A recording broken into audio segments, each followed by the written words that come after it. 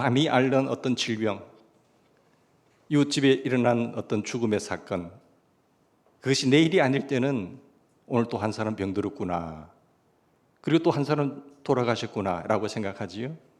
근데 막상 그 일이 우리 가정에, 나에게 그 일이 일어나면 말할 수 없는 충격을 받게 되는 것입니다. 한때는 어떤 방관자로 살았지만 그 일이 나의 일이 될 때는 얼마나 큰 충격인 줄 아세요? 사랑하는 여러분, 슬픔의 가장 보편적인 것이 인류의 경험이지 않겠습니까? 인생을 살아가면서 슬픔 없는 사람들이 어디 있겠습니까? 저마다의 크고 작은 어떤 사건 속에서 우리는 슬픔을 경험하기도 합니다. 그러나 이런 종류의 어떤 종류의 슬픔이든 그것을 경험하는 당사자에게는 충격이 아닐 수 없는 거예요. 그렇기 때문에 어떤 사건 일을 만날 때에 그것이 내 일이라고 생각해 보셔야 됩니다. 하나님의 교회에 일어나는 사건, 어떤 사람이 내뱉는 말 한마디, 그것을 방관하지 마십시다. 우리는 그냥 돌을 던지지만 올챙이는 죽잖아요. 우리가 방관할 때는 악이 득시하는 것입니다. 그것은 국가에도 마찬가지고 내가 몸담고 있는 사회도 마찬가지고 어떤 기관에서도 마찬가지예요. 하나님이 요구하시는 것은, 우리를 그곳에 세우신 이유는, 목적은, 뜻이 있다는 사실을 여러분 아시나요? 사랑하는 여러분, 심리학자들은 이렇게 말합니다. 가장 일상적이면서도 견디기 어려운 슬픔의 유형을 대표적으로 세 가지를 들지요. 하나는 죽음이에요. 또한 그런가 하면은 이 이별의 슬픔입니다. 그리고 고독입니다. 내가 사랑했던 가족, 친구와 갑자기 돌아가는 사건을 만났을 때 우리는 충격이고 슬픔입니다. 같이 이야기하고 교제하고 사랑했던 사람이 내 곁을 떠날 때 얼마나 큰 아픔인가요? 뿐만 아니라 우리는 이별의 슬픔도 크고 고독의 슬픔도 큽니다. 여러분, 죽음이 내 곁에 가져다 주는 것은요, 정말로 힘든 일입니다. 어떤 인간에게도 결코 쉬운 일은 아닙니다. 죽음도 힘들지만 살아있는 사람들끼리 헤어진다는 것은, 이별은 더 큰 고통이에요. 출가하는 딸을 떠나보내는 어버이의 마음 보세요. 그리고 성장해서 집 떠나는 아이들을 눈물을 감추고 보내야 하는 부모, 사랑하는 이 아들을 군대에 보낼 수밖에 없는 그 국가적인 의무 때문에 보내는 부모의 심정, 그들의 용기를 꺾지 않기 위해서 눈물을 흘리지 않지만 돌아서면서 눈물을 흘리는 어버이의 모습을 보십시오. 위험한 여행을 떠나는 식구들을 향해서 공항에서 손을 흔들면서 헤어져야 될 수밖에 없는 상황, 그런 슬픔을 경험해 보셨지 않습니까? 이 모든 것들은 사랑하는 이들을 흩어놓는 이별의 슬픔들입니다. 나에게, 여러분, 현대인들의 고독은 심각한 질병을 앓고 있습니다. 옛날 사람들에게는 자신이 살고 있던 시대에 단절되어서 위배당하는 그런 헤어짐의 고독밖에 없었잖아요. 그런가 하면 현대인들은 내 주변에 많은 군중들이 있지만은, 많은 사람들이 있지만은 정말 마음 터놓고 이야기할 수 있는 사람이 몇 명이 됩니까? 그 고독감을 아십니까? 그것을 군중 속의 고독이라는 것입니다. 그것은 더욱더 어려운 슬픔이고 고통인 것입니다. 오늘 본문 사도행전 8장에 보시면 이런 말씀이 시작돼요. 초대교회 교인들이 경험한 이 세 가지 유형의 슬픔과 고독, 죽음, 스데반의 죽음과 예루살렘 교회에 정들었던 성도들의 흩어짐, 이별할 수밖에 없는 상황, 그리고 멀리 떨어져서 혼자 사마리아에 떨어질 수밖에 없는 그 고독한 빌립의 모습, 뿔뿔이 흩어질만 했죠. 그러나 오늘 본문은 슬픔에 빠져버린 사람들의 스토리가 아니라 그 슬픔을 딛고 일어선 승리한 그리스도인의 모습을 말씀하고 있습니다. 뿐만 아니라 이것은 우리의 승리자 하나님께서 이루어 놓으신 놀라운 승리의 스토리로 끝나고 있다는 사실을 여러분 보시면 좋겠습니다. 주의 백성들에게 함께 하셨던 하나님의 승리에 기록한 마지막 절에 보시면 그 성에 큰 기쁨이 가득하더라. 처음에는 박해와 슬픔으로 가득하여 있었지만은 마지막은 해피엔딩, 사랑하는 여러분, 오늘 첫째로 보면 본문에 세 가지 고난이 나옵니다. 첫 번째, 스데반의 죽음이 나와요. 스데반은 예루살렘 교회의 가장 믿음직스러운 평신도 지도자입니다. 참 훌륭했던 사람이에요. 이런 위대한 지도자가 있었기 때문에 예루살렘 교회는 짧은 시간 내에 부흥할 수밖에 없었습니다. 그래서 지도자는 중요합니다. 평신도 지도자 가운데 스데반, 빌립, 브루바로 이라고 7명의 집사를 세우잖아요. 모든 양들은 목사의 설교를 따라가는 것이 아니라 앞서간 양을 따라간다는 사실을 여러분 기억하셔야 됩니다. 앞서간 양이 어떻게 가느냐에 따라서 다 따라가는 거예요. 그래서 앞에 선 사람은 책임감이 중요한 것입니다. 삶의 모범이 되셔야 되는 겁니다. 그게 진짜 양입니다. 선두에 서기를 다 좋아하지만 그러나 곁길로 가는 양 때문에 얼마나 큰 고통과 아픔이 되고 있습니까? 도리어 디딤돌이 아니라 걸림돌로서의 어떤 발전을 저해하는 요소가 되고 있지 않습니까? 그런가 하면은 굳은 일을 마다하고 앞에 서서 모든 것을 담당하며 교회의 신실한 하나님의 종으로서의 기도의 모습과 경건의 모습을 지켜나가는 거룩한 습관을 가진 믿음의 성도 한 사람 때문에 교회가 부흥하는 모습을 얼마나 많이 보고 있습니까? 부흥하는 교회들에 보면은 모두가 다 평신도 지도자들의 아름다운 거룩한 습관들과 모습 때문이라고 여러분 부인할 수 있습니까? 한참 성장하고 있었던 이 교회에 하필이면 이런 지도자를 하나님께서 데려가 버렸어요. 아마도 이 교회 교인들은 하나님 앞에 그렇게 묻지 않을 수밖에 없었을 것입니다. 오늘 본문에 보면 묘한 여운을 남기지요. 1절 보세요. 사울이 그의 죽임당함을 마땅히 여기더라. 사울이라는 사람이 그의 스데반의 죽음을 마땅히 여기더라. 그러나 8장에 보면 아마도 이 교회 교인들은 이 상황 속에서 그의 죽임당함이라는 것은 누구의 죽음일까요? 스데반의 죽음이에요. 근데 9장에 보면 8장 다음이 9장이잖아요. 그 마땅히 여겼던 바울 되는 사울의 회심 사건이 9장에 기록되어 있습니다. 사울이 다메섹 도상에서 예수님을 만나서 새로운 사람으로 거듭납니다.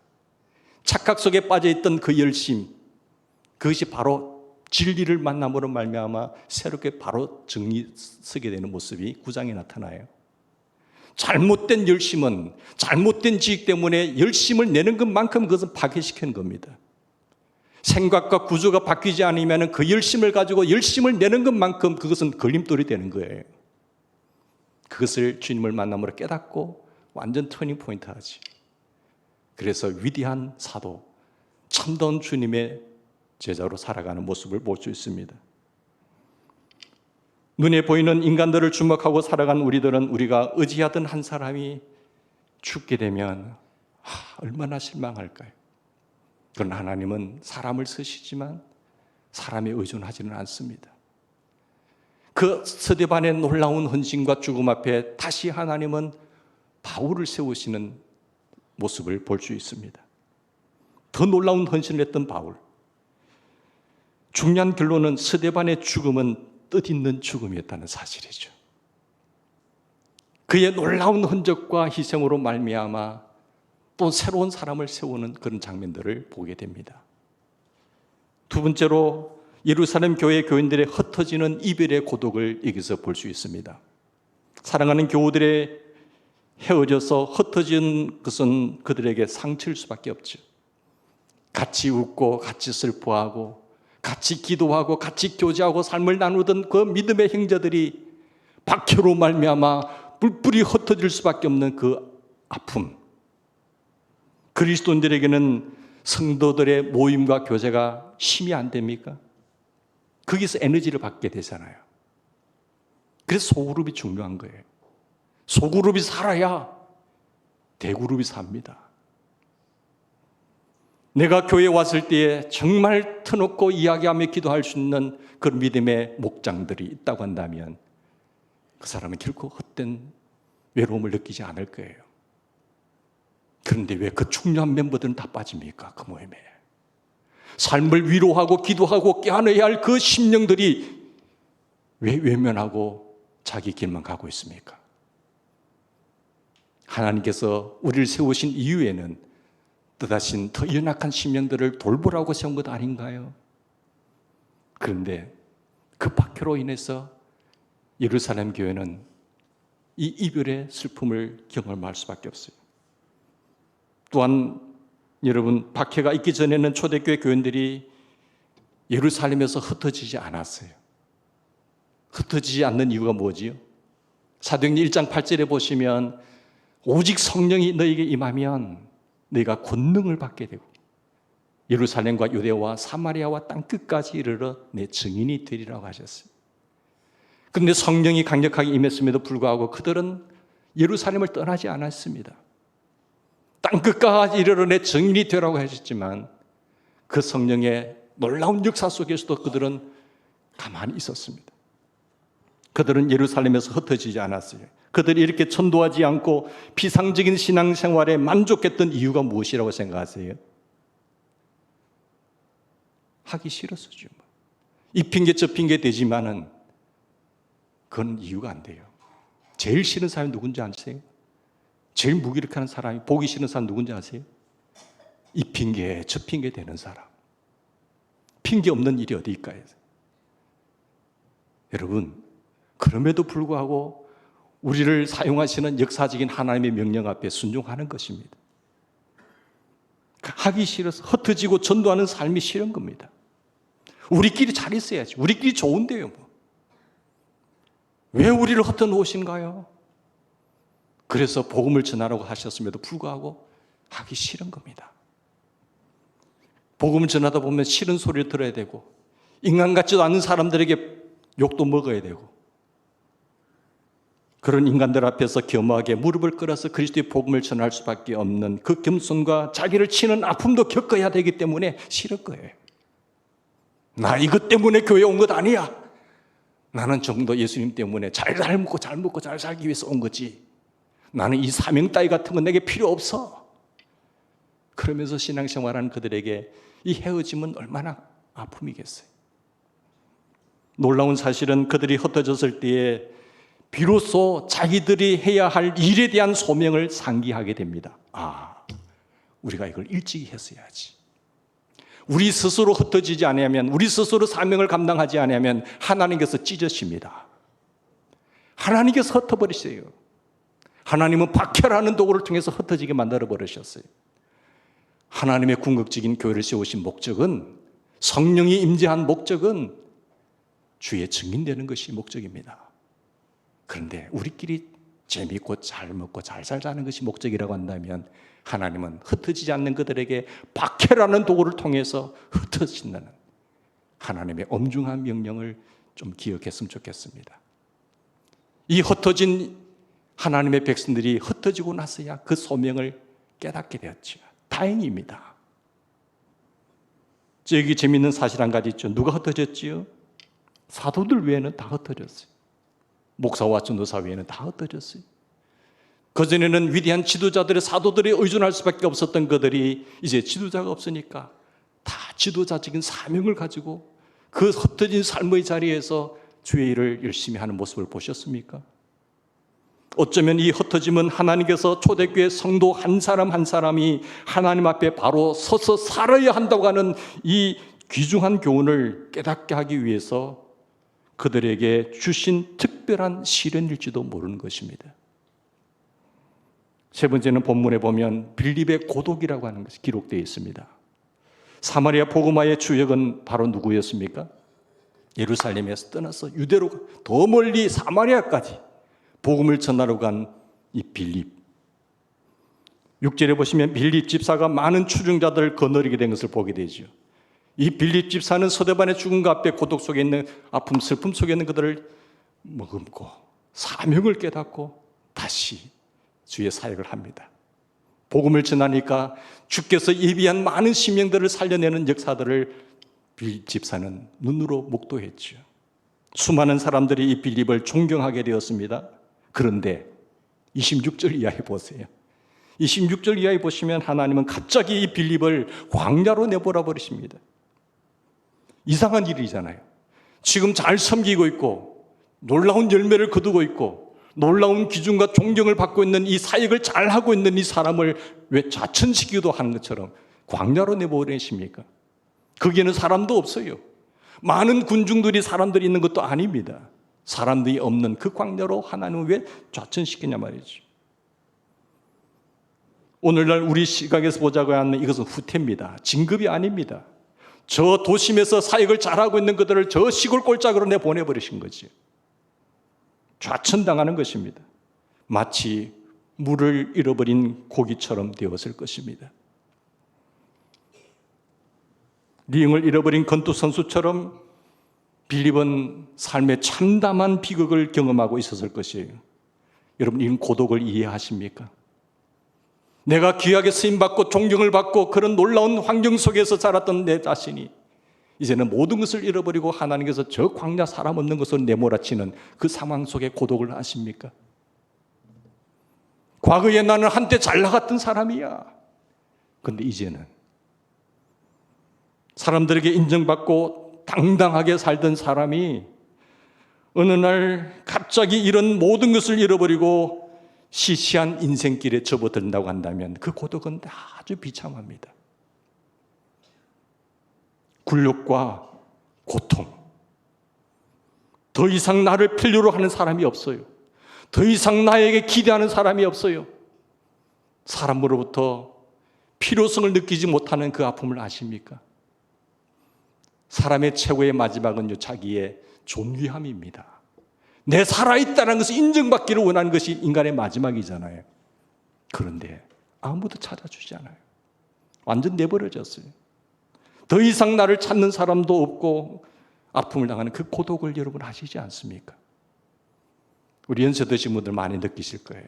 내가 직장을 그만두는 순간 그렇게 나를 찾아와서 인사하고 굽신거리던 그 사람들이 내가 그 자리에서 내려오는 순간 아무도 찾아주지 않아요. 기대할 것이 없잖아요. 그런데 광야길로 간 빌립에게 이 고독을 경험하고 있는 이 사건 앞에 어떤 일이 펼쳐지고 있습니까? 그는 광야에서 한 사람을 만납니다. 누구를 만나요? 에디오피아 내시를 만나죠. 그래서 여러분, 이 사람 우습게 여기지 마십시오. 내시라고 하니까.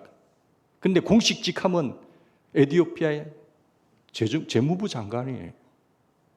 그만큼 영향력이 있는 사람입니다. 정치적으로나 국가적으로 볼 때.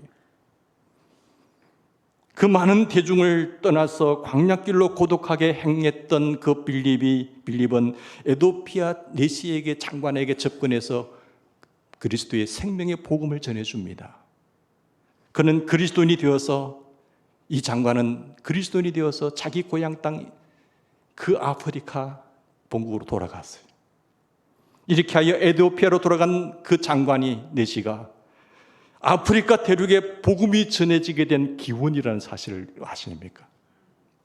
하나님의 위대한 섭리와 계획 속에서 그 고독의 자리를 머물게 하신 빌립을 내보내셨고, 그의 한 사람 에디오피아 내시를 만나게 하셨고, 그가 복음을 가지고 그 복음을 담은 그 그릇을 가지고 자기의 본국에 들어가서 아프리카 대륙의 선교 기지로 삼았다는 사실을 여러분 놀라지 않습니까? 한때는 원망이었고 한때는 슬픔이었고 한때는 고독이었지만 묵묵히 자기의 삶에 충실하게 불평하지 않으며 걸어갔던 그 삶 속에서 하나님의 놀라운 또 다른 뜻은 이루어지고 있다는 사실을 여러분 눈을 떴으면 좋겠습니다. 빌립의 이성으로는 얼른 이해가 안 되었을 거예요. 하나님, 왜 나에게 이런 비천한 일을 하게 하십니까? 왜 광야로 내모십니까? 왜 이런 고독한 여행을 나에게 하게 하십니까? 에디오피아 내시는 그 이후에 복음적인 영향을 가장 많이 받은 아프리카의 국가가 될 수 있다는 사실, 한 사람의 슬픔 속에서 뛰어난 일이지만은 하나님의 위대한 역사와 뜻이 이루어지는 그 광경, 그때는 몰랐지만 조금 지나고 보니까 하나님의 귀한 역사에 내가 쓰임받고 있었구나 라고 하는 감사의 현장으로 바뀌지 않습니까? 그렇다고 한다면 사랑하는 여러분, 빌립이 어느 날 갑자기 처하게 된 그 고독한 상황에도 하나님의 뜻은 있었다고 볼 수 있습니다. 광야의 고독한 여행은 빌립의 지혜와 계산을 초월하여서 가장 놀랍게 쓰시기 위한 하나님의 계획이었다는 사실이죠. 우리의 고독 속에도 여러분 하나님의 뜻이 있습니다. 여러분 동의하시나요? 그런데 이 승리의 비밀과 오늘 초대교회 교인들이 이 고난을 만나고도 이 슬픔을 만나고도 여러분 승리할 수 있던 비밀이 무엇일까요? 그걸 말씀해 주고자 하는 거예요. 우리 인생사에 있어서 죽음과 그리고 이별과 고독이라고 하는 이 무거운 먹구름이 몰려올 때가 있지만 그 죽음 앞에 포기하지 않고 일어섰던 비결이 그걸 알아야 되잖아요. 다음 세 가지로 비밀을 정리하고자 합니다. 첫째로 그들은 고난 속에서 포기하지 않았어요. 만일 초대교회 성도들이 좋은 지도자 스데반 집사를 잃은 후에 이제 끝났다. 교회 문 닫아야 되겠다. 이제 지도자가 없는 상황 속에서 우리 무슨 일을 할까? 그래서 그랬다고 했다면 어떻게 됐을까요? 박해로 말미암아 예루살렘에서부터 사마리아 땅으로 흩어져 있던 모든 사람들이 다 흩어지자마자 이제 모든 것이 끝났다. 내 주변에 우리의 어떤 정들었던 사람들이 뿔뿔이 다 흩어졌다. 박해 때문에 핍박 때문에 어쩔 수 없이 흩어졌지만 우리는 교회는 이제 끝났다 라고 낙담만 하고 자기의 삶의 길을 찾지 못했다고 한다면, 사명을 발견하지 못했다고 한다면 어떻게 됐을 것 같아요? 그리고 빌립이 자기의 삶의 무대를 떠나서 이제 고독한 광야에 던져졌을 때에 모든 것이 끝났다라고 생각했더라고 한다면 어떻게 되었을 것 같아요? 누군가가 말하기를 고난의 최대의 적은 고난 그 자체가 아니라 포기하려고 하는 유혹이라는 거예요. 오늘 우리 앞에 삶의 부조리와 현실과 아픔이 있지만 그것을 방관하려고 하는, 회피하려고 하는 그 무력감이에요. 그 유혹 앞에 깨어 일어나기를 주의 이름으로 축원합니다. 다 그러고 싶지요. 다 좋은 소리 듣기 싫은 거예요. 악한 소리 듣기 싫은 거예요. 그러나 내가 방관하는 그 순간 악은 계속해서 세력을 키우는 것입니다. 정치도 마찬가지잖아요. 히틀러 시대 유명한 유대인 심리학자 한 사람이 있잖아요. 수용소에 감금이 되었습니다. 그는 후일의 의미요법의 창시자가 되었던 빅터 플랭클 박사입니다. 그는 자기가 갇혀있는 수용소의 유대인 동료들에게 죽어가는 순수가 있는 것을 보았어요. 그런데 순수를 발견하고 보니까 누가 먼저 죽느냐, 그 죽음의 순수를 발견하는 순간 그들은 인생을 포기한 순수대로 죽는다는 것을 알았어요. 여러분, 사명이 없으면 살아나 말아요. 그리고 빨리 죽습니다. 단순히 고문의 정도가 아니라, 고문의 정도와 핍박과 어려움의 정도가 아니라 그 사람의 건강 상태 때문이 아니라 죽음의 순간, 순서는 생을 포기한 순서대로 죽더라는 거예요. 그러므로 아직도 내가 살아있다는 증거는 뭘까요? 내 할 일이 있다는 겁니다. 사명이 있다는 거예요. 초대 그리스도인들은 포기하지 않았습니다. 그 어려운 박해 속에서, 그 죽음 앞에, 고독 앞에, 이별 앞에 삶이 끝났다라고 포기하지 않았어요. 사랑하는 여러분, 어느 날 갑자기 여러분에게 닥쳐온 먹구름을 동반한 그 폭풍우가 쏟아질 때에 나 끝났어, 이제. 그 환경을 바라볼 때에 포기하려고 하는 유혹을 받고 있는 것은 아니십니까? 절대 포기하지 마시기 바랍니다. 그게 사탄이 노리는 거예요. 절대로 그 자리를 떠나지 마세요. 내가 떠나는 그 순간 사탄은 득세합니다. 이 사명감이 우리 그리스도인들에게 있다는 사실이에요. 사회에 부조리한 현실들이 많잖아요. 근데 떠나면 하지. 두려워서 떠나는, 더러워서 떠나지. 이렇게 말을 하지만 떠나는 순간 너희는 그리스도의 빛이고 소금이다 하고 있는 거예요. 내가 그 자리에 소금으로 있으면 부패는 끝나는 겁니다. 그런데 내가 소금으로서 그 자리에 빠지면 부패는 썩어 들어가는 것은 시간 문제예요. 그리스도인들이 소금이요 빛으로서의 사명을 살아야 되는데 방관하든지 그 자리에서 떠나버리면 악이 득세하는 놀라운 번식의 부패의 현상들을 여러분 보지 않으세요? 내가 1년을 더 살아야 되는 이유도, 내가 젊을 때 죽어야 되는 이유도 그 사명을 감당한다고 한다면 주님은 칭찬할 거예요. 단순히 생명만 연장하는 나이만 많이 먹어가는 그런 인생이 아니라 내가 100세까지 삶을 살더라도 그 최선을 다해서 주의 사명자로서 살아간다고 한다면 우리가 주님 앞에 섰을 때에 고난 속에 아픔 속에 힘든 일이 많이 있지만 상처투성이로 간다고 할지라도 그 상처를 보고 주님은 기뻐하실 겁니다. 두 번째로 고난을 승리하는 또 다른 비밀이 뭘까요? 그들은 고난을 받아들이는 것을 배웠습니다. 죽음을 연구하는 학자들의 이야기를 들어보면요, 제일 잘못 죽는 사람이 누군지 아신가요? 제일 잘못 죽는 사람은 누군가 하면 죽음을 받아들이지 못하는 사람들이라고 이야기해요. 사람들은 자기가 난치의 병에 걸려 있으면서도 그 사실을 인정하지 않으려고 해요. 당신 암이야 하면 나에게 무슨 암이야. 처음에 거부하지. 그 나중에 할 수 없이 수긍합니다. 죽음도 마찬가지. 마지막에 가서 그것을 인정하고 받아들이게 되는 거예요. 죽음을 받아들이는 태도에도 두 가지가 있다고 합니다. 이제는 할 수 없다라고 하면서 체념의 차원에서 받아들이는 사람이 있는가 하면은 어떤 사람은 마지막 생을 진지하게 준비하면서 죽음을 대면합니다. 이제 내가 살 날이 얼마 남지 않았기 때문에 이 기간 동안 나는 무엇을 해야 될까? 죽음을 대면하면서 싸워나가는 거지. 제일 고통스럽게 죽어가는 사람은 끝까지 죽음의 실체를 부인하면서 아둥바둥하다가 비참하게 죽는 거예요. 그게 슬픈 죽음이지. 오늘 본문에 놀랄만한 사실은 자기들 앞에 다가오는 심각한 어려운 상황에도 불구하고 이 초대교회 교인들의 입에서 원망과 자조의 언어가 없다라고 하는 사실이에요. 얼마나 힘든 상황입니까? 그들은 이 죽음의 고통과 이별의 죽음 고통과 그리고 고독의 고통을 살다 보면 그럴 수도 있지 받아들인 거잖아요. 받아들일 수 있어요. 다 선한 사람만 있는 거 아니지 않습니까? 악한 사람들이 우리 주변에 많이 있거든요. 한 걸음 더 나가서 받아들일 뿐만 아니라 적극적인 차원에서 그 고난을 다루었습니다.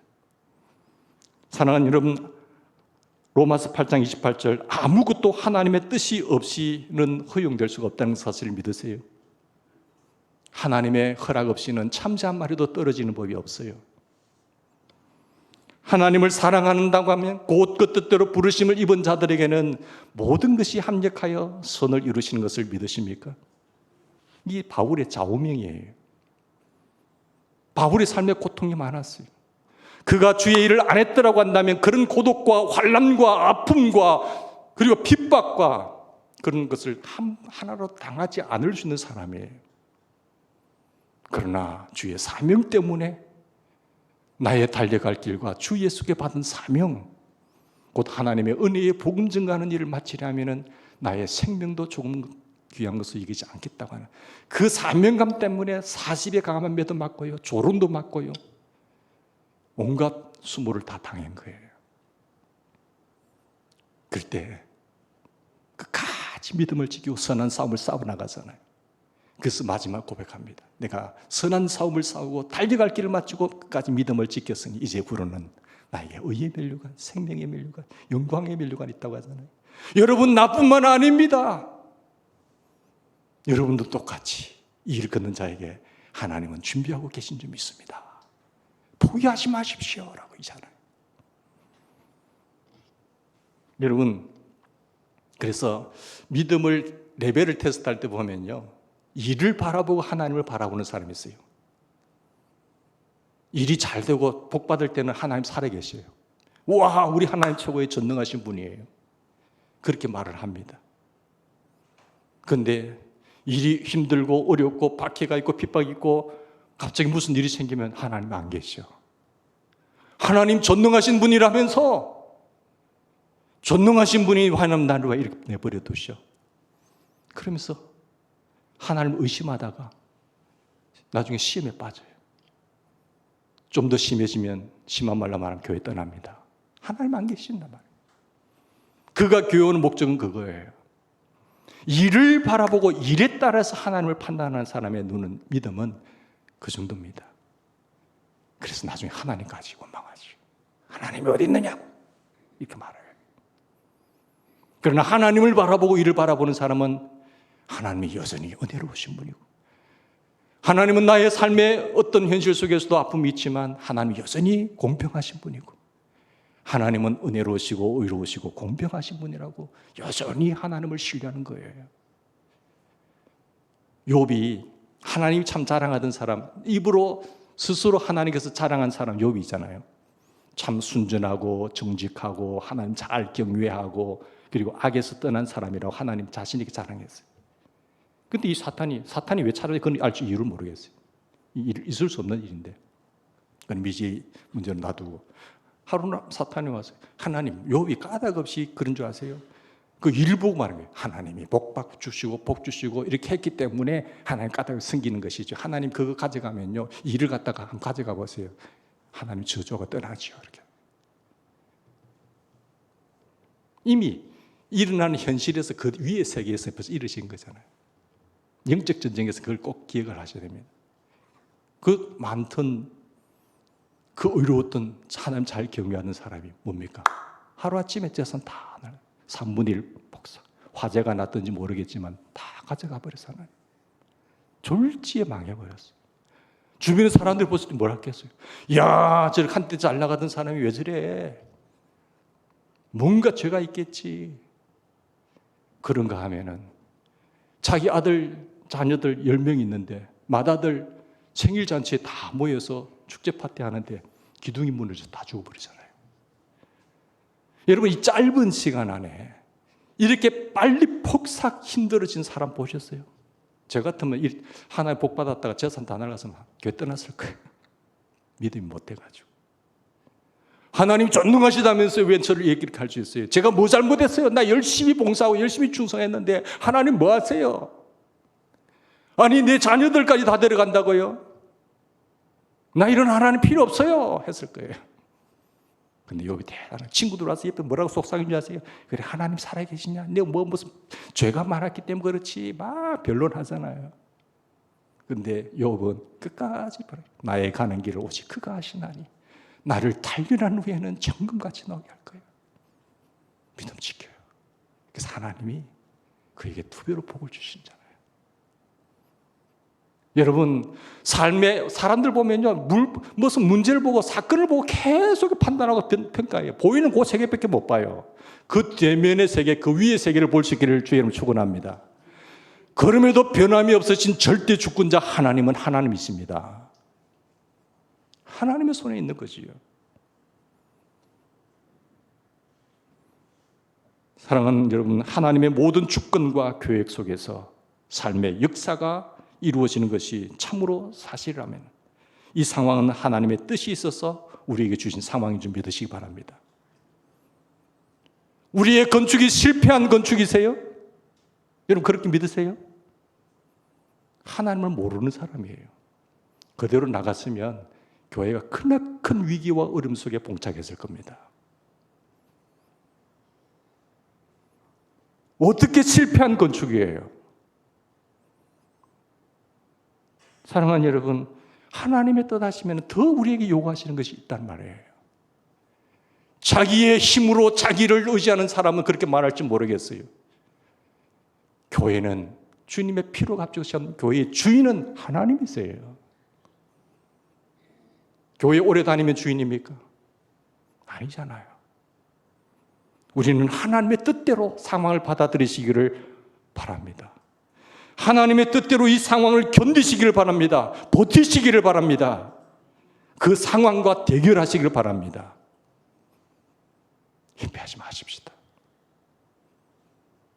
고난 속에서 복음을 전하던 초대교회 그리스도인들에게 계속적으로 주어졌던 대표적인 메시지 하나가 뭔지 아세요? 사도행전 14장 22절의 말씀입니다. 바울은 초대 그리스도인들에게 이렇게 말했습니다. 우리가 하나님 나라에 들어가려면 많은 환난을 겪어야 됩니다. 하나님 나라에 들어가려면 많은 환난을 겪어야 된대요. 아, 나 그거 아닌데요. 나 교회 다녀서 편안한 삶 살고 싶었는데요. 아니더라고요. 바울이 참 주님을 만나고 보니까 더 좋은 세계, 더 좋은 영광의 꿈을 가게 해서 이 고난점은 견딜 수 있다는 힘을 가진 거잖아요. 이것은 자주 반복된 바울의 메시지 중에 하나입니다. 우리가 하나님 나라에 들어가려면 많은 환난을 겪어야 합니다. 초대교회 그리스도인들은 우리의 삶, 그들의 삶에서 고통을 당연한 것으로 생각했습니다. 더욱이 하나님의 나라를 바라보면서 행진해야 하는 그리스도인들에게 이 고통은 더 당연한 것으로 간주되었던 거예요. 여러분, 좌절하지 맙시다.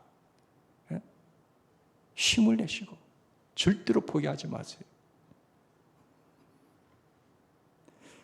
고난 속에서 포기할 수 있는 필요는 없는 것이죠. 고난은 받아들여야 됩니다. 그리고 세 번째로 그들은 고난 속에서 할 일을 찾았어요. 이 고난 속에서 내가 해야 될 일이 무엇일까? 고향을 떠나서 이제 사마리아 땅으로 흩어졌던 그 성도들은 거기에서 복음을 전했습니다. 그들은 그곳에서 해야 할 일을 발견했어요. 어려운 현실 앞에서 주어진 상황을 받아들이면서 원망과 불평과 싸움으로 끝난 것이 아니라 받아들이면서 우리가 이 상황 속에서 해야 될 일은 최선의 방법이 뭘까? 그것을 머리를 맞대면서 고민했다니까요. 그렇지, 주님이 전에 우리에게 사마리아 땅에 가서 복음을 전하라고 했지. 이렇게 생각하면서 그들은 비로소 자기들이 해야 할 일에 대해서 그 일을 착수하기 시작한 겁니다.